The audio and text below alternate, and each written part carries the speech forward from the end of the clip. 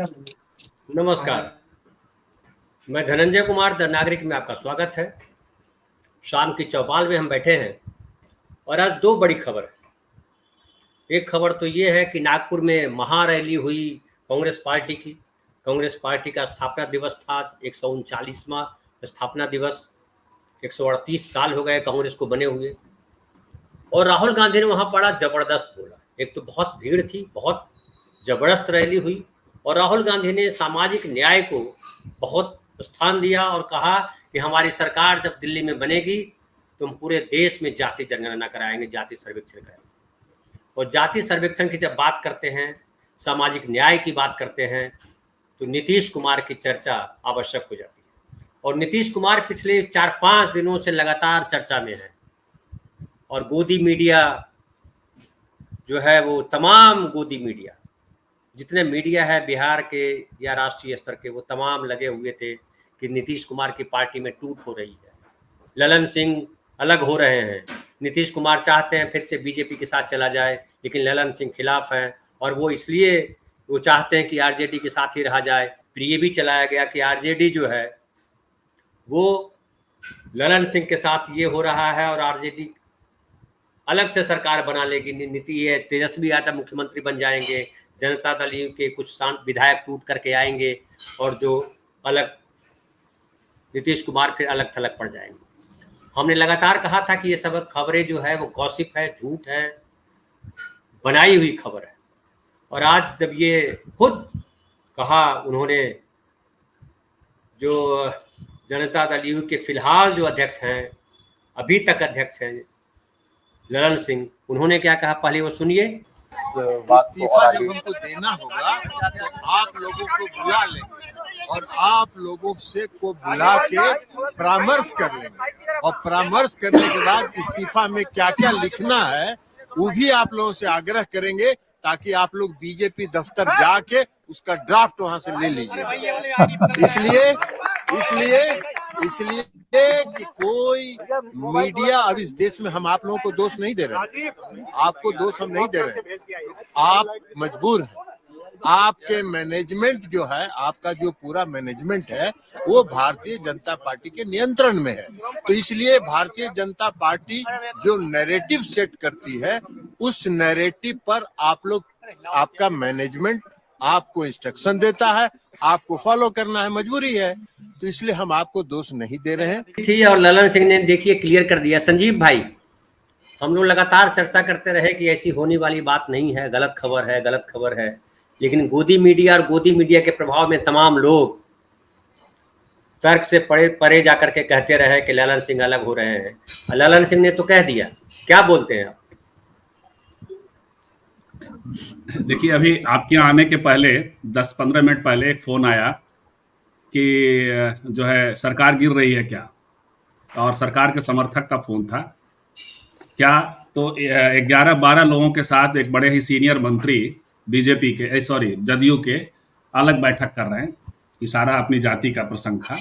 यही चल तो मुझे अरे ये मैंने पूछा कि मेरे यहाँ एक और साथी आते हैं, आपके अभी चैनल पे आ चुके हैं, वो करीबी हैं मंत्री जी के, तो मैंने सोचा वो क्या कह रहे हैं बताइए। तो उन्होंने कहा नहीं वो तो नहीं सूचना दे पा रहे हैं सही, यानी उनको डाउट था। फिर मैंने सोचा कैसे खबर आई, मैं और देखने लगा तो देख रहा हूँ कि आज तक ने सुबह एक इस तरह की खबर चलाई है, उसके वेबसाइट पे दिखा, उसके चैनल पे चला या नहीं मुझे नहीं पता, कि अलग से वो बैठक कर रहे हैं। अब अलग से बैठक कर रहे हैं तो बैठक करने का प्रसंग ये भी हो सकता है कि लालू यादव जी के पार्टी समर्थक विधायक, मतलब जो वोट बेस है उसके समर्थक विधायक यदि एक जगह बैठ रहे हैं और उसका एक बड़ा नेता उनको यदि संबोधित कर रहा है या बैठक बुला रहा है, तो ये भी हो सकता है कि मैनेजमेंट हो रहा हो कि भाई उधर मत जाना, इधर मत जाना, यहाँ हम हैं तो आप यहाँ रहो। ऐसा क्यों नहीं हो सकता है? सिर्फ यही क्यों हो सकता है कि वो ये नीतीश जी का विरोध करने के लिए बैठक हो रही है, और वो भी एकदम से लॉयल विधायक, लॉयल मंत्री, लंबे दौर तक। नीतीश जी ने अभी सामने एक बात भी कही और काफी उनको प्रतिष्ठा भी दी, देते भी है प्रतिष्ठा। उन दिनों में भी जब लालू जी चरम पे थे, उन दिनों में भी वो नीतीश जी के साथ रहे तो रहे। तो ऐसे में ये इस तरह की चीजें देखिए हो क्या रहा है कि अंतिम तक। और यह भी खबर एक देखी जो हमारे आपके हम जानते हैं सिटी लाइव पे जो चल रहा था लगातार इस तरह के का जो प्रसंग है वो मेन मीडिया में आने के पहले एक दो और चैनल चला रहे थे, यूट्यूब चला रहे थे, वो उनमें से एक था। मैंने वो खबर देखी कि बच गया गठबंधन, अब वो चलाना पड़ रहा है। तो ये दरअसल मीडिया के साथ जो है ना, वो मीडिया वही है, सच है कि सुबह तय हो जाता है बीजेपी दफ्तर से कि क्या चलाना है आपको, दिन भर क्या करना है। और जो दूसरे लोग हैं सोशल मीडिया के प्लेटफॉर्म पर हैं, वो कीवर्ड के इर्द गिर्द खेलते रहते हैं। तो ये चीजें चलती रहती हैं।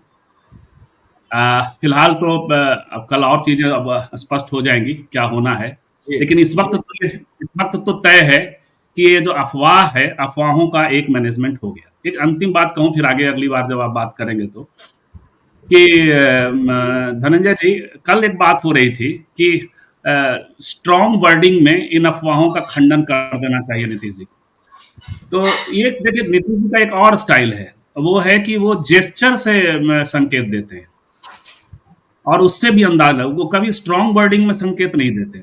सरकार बदलने का भी वो जेस्चर से, अपने एक्टिविटीज से देते हैं।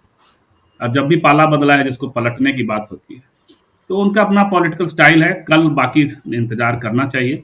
धनंजय जी जी, मतलब जितने भी इंडिया टुडे हो, इंग्लिश, एनडीटीवी हो, या और अखबार हो, जागरण हो, वगैरह वगैरह वगैरह वगैरह वगैरह, वो सारे अखबार अभी भी लिख रहे हैं। अभी गिरिराज सिंह के हवाले से, केंद्रीय मंत्री गिरिराज सिंह के हवाले से न्यूज चला रहे हैं।